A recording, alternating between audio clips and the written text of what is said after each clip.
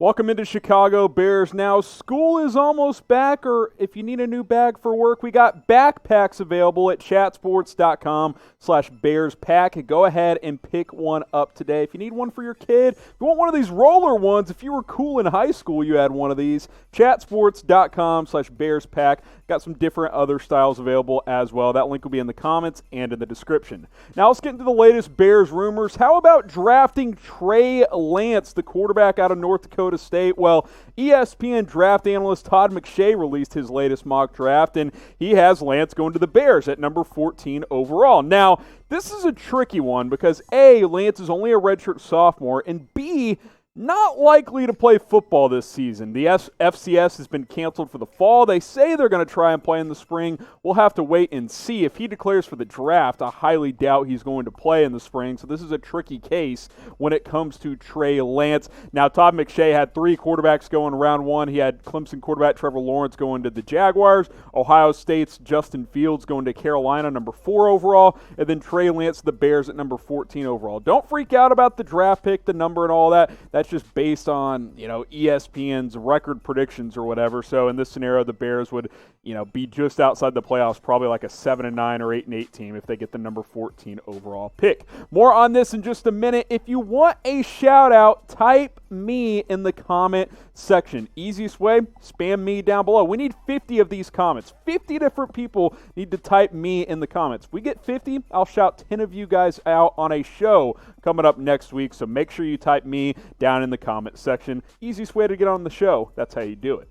So Trey Lance, he put up gaudy numbers at North Dakota State last year. Now, they didn't throw it a bunch. That's why the yardage isn't super high, but 0 interceptions, 28 touchdowns, insanely accurate. That's dominating at the FCS level. And yes, it is the FCS level, but we've seen it work out for Carson Wentz. I think there's a reason to believe Trey Lance can be good as well. And he's the ideal modern quarterback. 1,100 rushing yards, very mobile. He's a strong kid. He can do a lot of different things as a dual-threat quarterback. Now, I'd like to see him play another year of college football, so the FCS getting canceled for the fall, I don't love that for Trey Lance, who's still a young and developing player, but let's be honest, the Bears could be drafting a quarterback next year. Trubisky's a free agent. Nick Foles isn't the long-term answer. Tyler Bray, we appreciate your services. Hopefully you can stick around as the third guy for a while, but he ain't the answer either.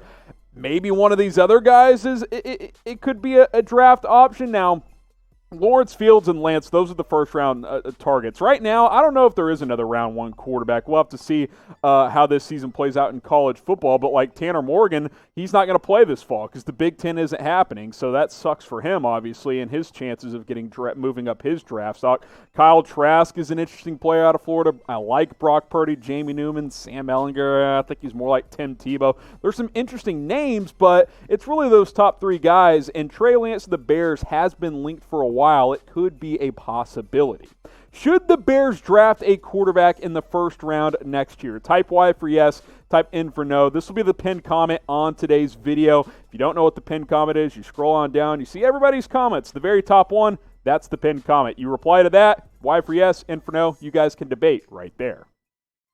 So Matt Nagy opened up more on the quarterback competition yesterday. Wanted to throw it into today's show as, camp is starting to ramp up, right? Quarterbacks threw to receivers for the first time on Wednesday, and for Nick Foles, it was his first time throwing to any Bears player since being acquired via trade earlier this offseason. Now, the pads aren't on yet. It's not full-blown training camp, but they're getting loose. They're tossing the ball around. The conditioning period is going well. Matt Nagy says Nick and Mitch both look good. Typical coach speak, right, as we get early on into training camp. But the season kicks off in 1 month from today. So here's more from Nagy, specifically with Nick today. I thought his feet were good. I thought his timing was good. But again, we're evaluating and watching these guys at the same time. And I thought that of Mitch too. That's a little interesting. They're helping each other out. I told you all that it's going to be a healthy competition. So far, they're proving me right. So he specifically talked about Foles before mentioning Trubisky. I find that a little bit interesting. Obviously, things did not go as planned in Jacksonville. That's why the Jags were ready to trade him out of there after signing him to that huge extension. He comes to Chicago, restructures, all is well. Trubisky, we know the drill. I mean, there's a reason the Bears did not give him his fifth year or did not exercise his fifth year option for next year. because of this, because he wasn't very good last year. So, again, I keep reiterating the same things. I don't care who the starter is. I just want the better quarterback to play. So when will Matt Nagy name his starter? Type B for before September 1st. Type A for after September 1st. Again, month from today, season starts, September 13th. So, September 1 seems like an ideal time to get that done. Gives you about 2 weeks to know who your quarterback is. So B for before September 1, A for after September 1. Let me know down in the comments section. I want you guys to type sub if you are a Bears Now subscriber. Just spam the comments. Type sub if you've already subscribed. If you haven't, A, I don't know what you're waiting for. B, just hit the subscribe button. Turn on notifications. We're posting videos basically every day now. We continue to grow. We're closing in on 11,000 subscribers. I think we just crossed 10,500. We can only get there with your help. I appreciate all you guys who have subbed already. If you haven't, join the club. We're going to continue to grow and post videos. Let's talk defense here. Jalen Johnson, ready or not? Well, here we go. Like I said, a month until the season kicks off.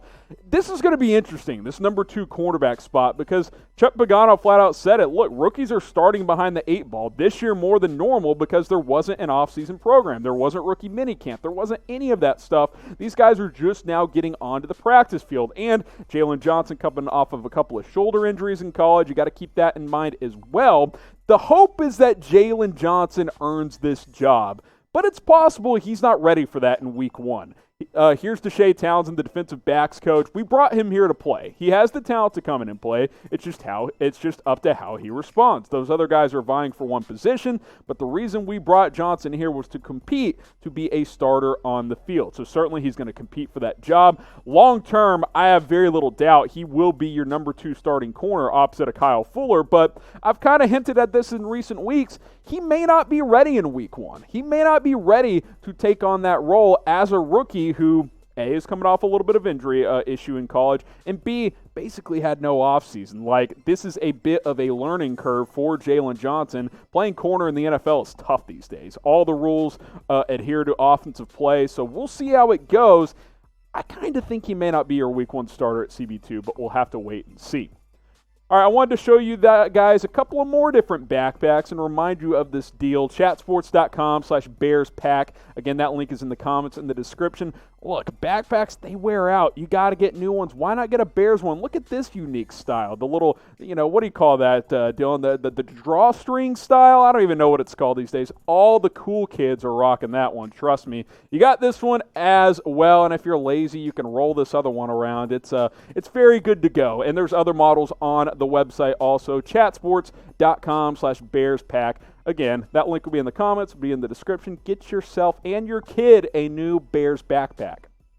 All right, here's Chuck Pagano on Jalen Johnson, the defensive coordinator. The good thing is it's not like he has to come in and he has to be the number 2 or number 3 guy right now. Now, once we get going, start practicing, if he beats those guys out and wins that 3rd, 2nd spot, whatever it is, then great. To me, it is going to be difficult for all of these young guys because they've missed time. And he's right. If you're a first, even a second-year player, you need NFL offseasons. Tom Brady doesn't need a full offseason. He's been in the NFL for 20 years, although he probably needs one this year because he's with the new team, but the point remains the same. Kyle Fuller is going to be fine. He's been in this system for a while. Buster Skrine knows the system. Jalen Johnson, he's a rookie. Artie Burns coming from a new team, not a great situation. We'll see. Kevin Tolliver could be a candidate to start. Lots of different names vying for that number 2 cornerback role, which is why I want to leave it up to you guys. Who will be CB2? Type JJ for Jalen Johnson.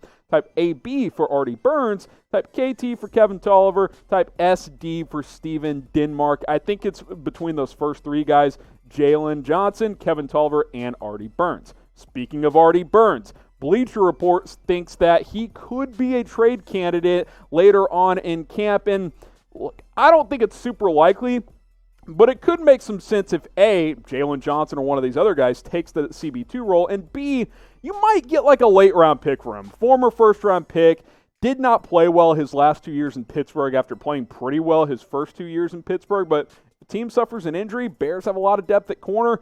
Moving him for like a 6th or a 7th round pick could be an option if the Bears say, hey, Artie Burns isn't going to play a major role for us. Let's get a pick for him. We haven't had a ton of draft capital in recent years. Why not add another selection? And his career's been so funky. I mentioned those first 2 years. Look at the production. Good tackler, 4 interceptions in those first 2 years, 13 pass breakups in each one. Last 2 years, basically a backup because he got benched in 2018 after not playing well. Been very, very strange. Be fascinating to see if he competes for that CB2 role or if trading him could be a possibility as well.